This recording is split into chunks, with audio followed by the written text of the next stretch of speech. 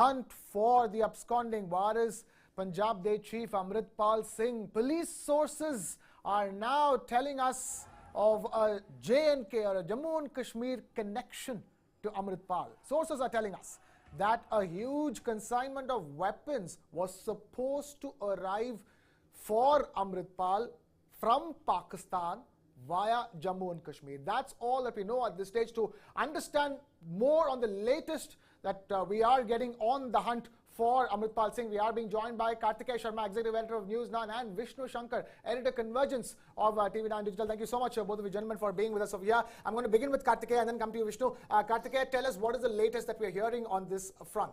The latest is that a family has been detained. Now the issue is, what sort of role did the family provide? Was it just in terms of logistics, or was it in context of information, provisions, facilitation?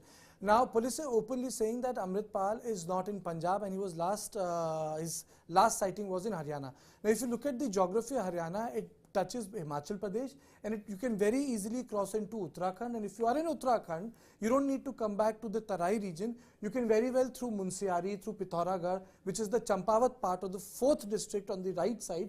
You can actually cross into Nepal. It's that easy, because most of these roads are unmanned.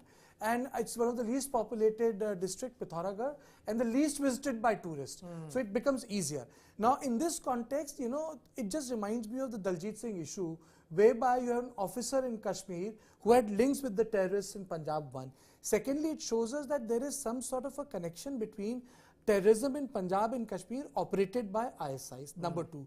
Third, the soft underbelly of our border is actually not Punjab or not the Kupwara. It is actually the Arispura and Samba sector, which is crisscrossed by rivers. So it is in these two sectors you have maximum tunnels which are there. Third, and the fourth part, which is really worrisome, is since police themselves are claiming that Amritpal is outside the state, it means that organizationally he had logistic available to him in places like Haryana. It means that it may be available to him in places like Jammu. It means that it will be available to him places like Delhi, because it is not about his organization, it is about radicalization. And when families get radicalized, they provide you support. This is something which we witnessed in J&K in late 80s and early 90s, when a section of women provided logistic support to the terrorists then. And it used to become difficult for the army to actually start an operation there. So for me, these are the questions which needs to be addressed by the investigating agencies. Right. Vishnu, that's the latest, we heard it from Kartikeya. What I want to ask you is this, the hunt is still on. That's extremely worrisome, isn't it? And the details emerging, some CCTV footage, some details of what could have been in the works. All of this makes it even more murkier than it is.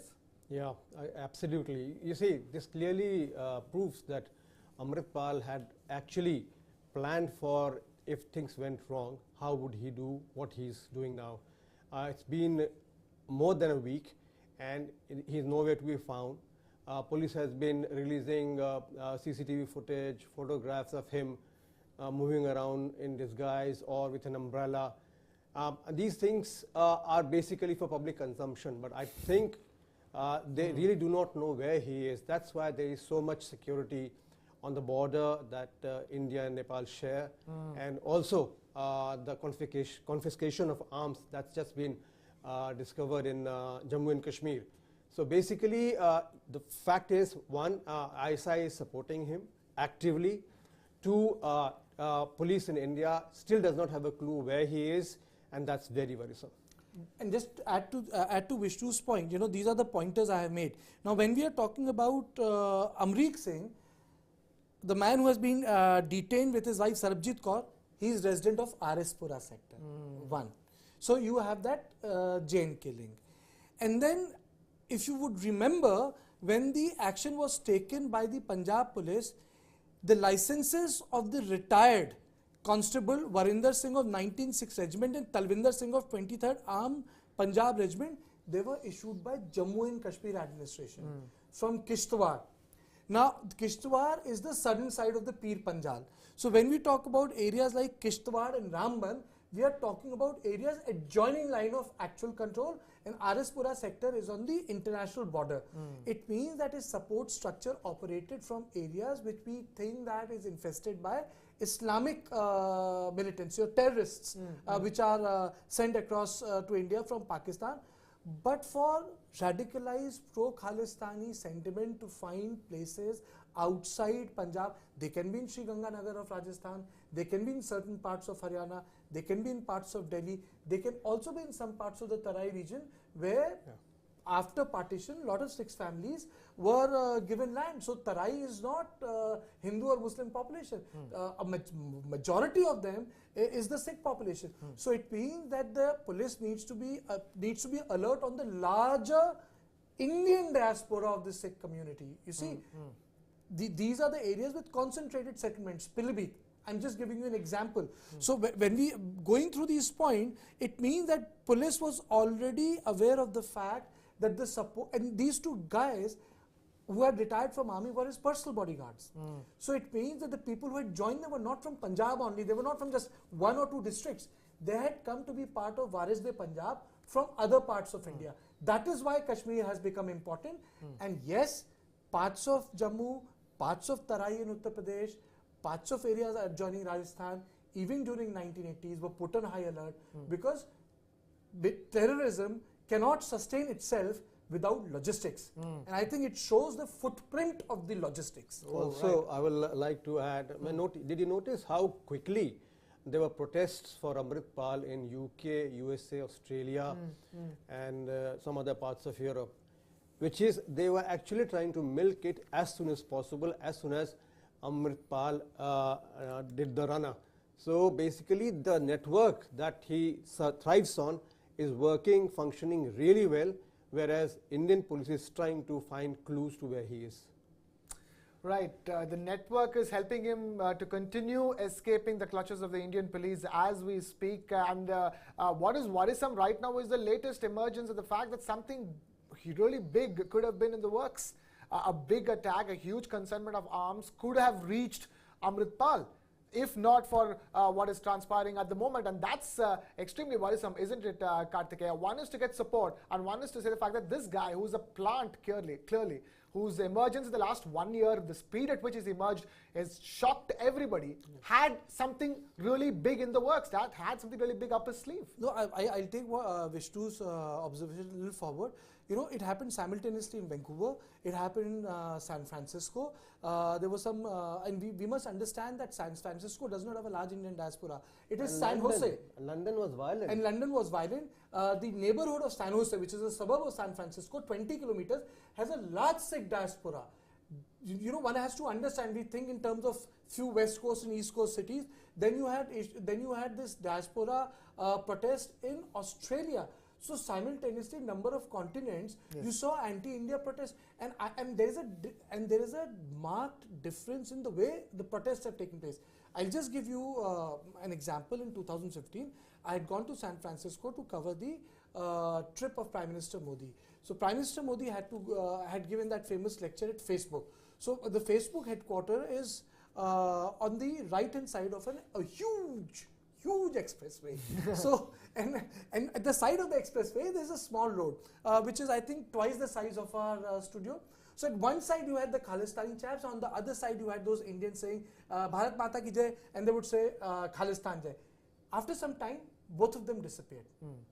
This time they have attacked the journalist, they have vandalized Indian property, they have committed a crime by disgracing the by touching the Indian flag, by touching a national flag, by pulling it down. So number of criminal things have been done. I think last year they shattered the window panes of one of the Indian buildings in London. So this is something new. The agitations have become violent. They have targeted journalists, they have targeted establishment. I wouldn't say it's like Indian High Commission in Islamabad, but to allow mobs to be there, I think the government did the right thing on Sunday by calling the Canadian ambassador, and I think that had to be done, because or else how do you ensure safety of our embassy and high commissions abroad? Also the fact that if you are not able to control the country, the governments are not able to control, the message that goes out to the Sikh diaspora is that these governments are friendly to us, which may or may not be the case. But the fact remains that these countries have taken these protests very lightly. because for them freedom of speech is very important. But the fact remains that while exercising their freedom of speech, the Indian diaspora minorities like Sikhs, they are wont to using violence. That is part of the protest that we see in India. And we saw this in London, where it was not just about shouting slogans. They threw stones, they tried to vandalize the High Commission's property, they fiddled with the national flag. So basically the message that has gone out is the network that Amritpal is thriving on is really working in a very, very efficient manner. I would just say that, you know, this is a long debate, but liberal states in Western Europe and America, they become they become victim of their own political sensibilities. By allowing this, they make enemies outside, and they create a right platform for the people to get radicalized. And violence in today's connected world is not happening through religious institutions. It's happening through indoctrination and from outside. Yeah. Right. And that's clearly is what led to the situation that we're facing right now, which is Amritpal Singh is still on the run, is yet to be captured.